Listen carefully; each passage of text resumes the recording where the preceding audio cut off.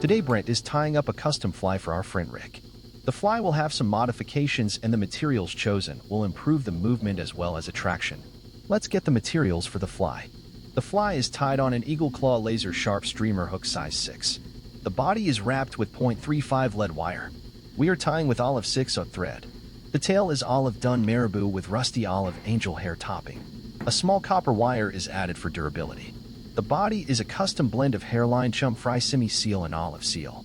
There is a light olive webby saddle hackle palmered up the fly. The head is solar res UV resin. Well, good day, folks. Welcome to another segment on the bench. Today I'm going to tie you up Rick's Rusty Bugger. This is a fly I'm doing for our friend Rick Hansum. He's fished a fly very similar to this. I've made some changes. I always like to trick out my flies a little bit. We're going to send him a bunch of these and see how they work for the summer, but it's a color variation basically that he really likes, and I'll go over the materials. The one thing we really like to see is nice webby hackles in these woolly buggers. You'll see a lot of woolly bugger patterns tied really nice and neat and tidy, stiff hackles and so forth, bells and whistles on them, but to me the movement is really critical. I'll show you the type of marabou I like to use and why, but the webby hackles, we want a soft fly that really breathes, pulsates in the water. That's what a woolly bugger should be doing, getting his job done. Of course, there's 1,001 different kinds of woolly buggers. I'm just going to tie some, this is nice strong olive thread here. Now when we come in for our hackle, this is, or our tailing material, this is a nice marabou blood quill. I'd probably use that more for kind of a palmerine. But when you see these other fibers here, these are getting pretty nice and soft. I'll just cut that little bit of a tip out there. It doesn't swim. Then I'll come in and tie that on. That'll swim really nice and give us the movement I'm looking for. Get that tied down really good and tight. I've got some 6/0 really strong thread here. Get a turn in behind it. So that's a nice soft, you'll see a little bushier type of marabou required there, okay? Then I'm just going to add my, that's one of my favorite materials, is rusty olive angel hair. I'll just grab a little pinch of that. And why I like using angel hair, has got a great color to it as well, but it's soft and it'll breathe with that tail. So a lot of times you're tying these woolly buggers, you guys are using stiff flashes and so forth that actually impede the movement of the tail a lot. So I would say try to find some nice soft flash, okay? Something that'll breathe really, really well. So movement's always critical, for me anyway. I'll just tie in my wire there for reinforcement. We want this fly to last a long time. Throw a half inch in there. Now this dubbing, the fly that Rick was using was just a chenille body, but I always prefer dub bodies over chenille any day. This I've taken this chum fry. It's a new semi-seal color from Hairline. And then I blended 50% olive seal fur in there with it just to darken it up. And then I chopped up some of that angel hair, the rusty olive angel hair, and threw it in the blender with it, and made a real nice big batch. That I've been using on a lot of flies. I like the coloration. It's just a great color, so you can do your own blends. When you're doing a big batch like that, I just use like a big drink blender, and if I use a small batch, you can just use a coffee bean grinder. But I can get it on it. It's so much buggier, and I'll dub that on fairly loose. I want a nice, fairly thick body on there. Once I get my ribbing in there, it'll pick out nice.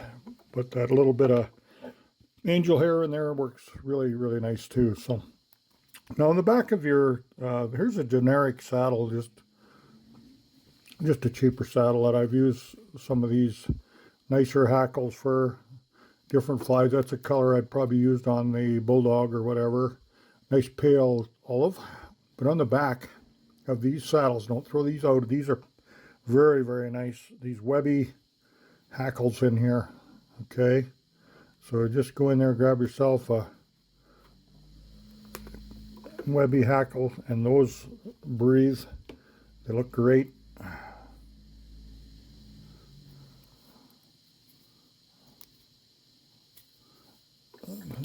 Those are perfect for this application. A lot of times when people, you go to a fly bin, a lot of times, to be honest with you, a lot of these flies look really good in the bin, but if they were tied maybe a little, some of this might look a little sloppier or messy or whatever, the buggy type materials. The guys don't really, they're not all over them, but I'm worried about the fish. I like the movement. I'm always looking for movement. If I want to take a picture of one, I'll tie it with the other. And then I'll come forward, reverse wrap with the wire forward on this. You'll see that hackle doesn't look, I mean, you could do a lot prettier job with some nice bright saddle hackles and so forth, right? I'll come back here, get a good big head on it. Another important thing is I've got this tied on a very heavy size 6 streamer hook. Rick's going to be using it on some big fish. He's used that fly over a lot of species, and I want this hook that we've actually caught and held big chum salmon, no problem at all. It's a laser sharp eagle claw, very, very strong. It will not bend that hook. And then I'll put a little UV on the front of that too, just to make sure it's a little bit stronger. Take my bone dry, put that on all the heads of my flies. Well, I want these flies to last a long time. Cook that on.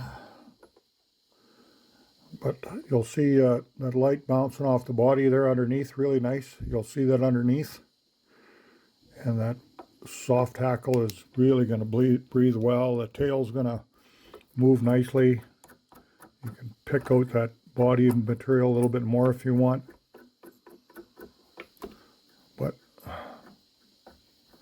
there it is. So, like I say, make sure you keep those nice webby hackles for your flies you're going to be taking to the water, and you'll see it when it's wet and you're pulling this fly, that you're really going to get some nice effect for it. So there it is, Rick's rusty bugger. So I'm going to send that to him. I'm waiting for a report, see if my new colors are better than the other one he was fishing, and you never know. You always got to keep thinking outside the box. So appreciate you tuning in today, folks, and we'll catch you again real soon. We'd like to thank Brent for sharing this fly with us today. We eagerly await Rick's report on this webby bugger. We appreciate you watching today's video. Make sure to check our online shop for exclusive flies and sport fishing on the Fly custom fishing clothes. Become a member for lots of great perks and draws throughout the year. You will have unlimited access to over 25 years of TV episodes, fishing tips from the pros, and hundreds of fly tying videos. Take care and conserve our waters.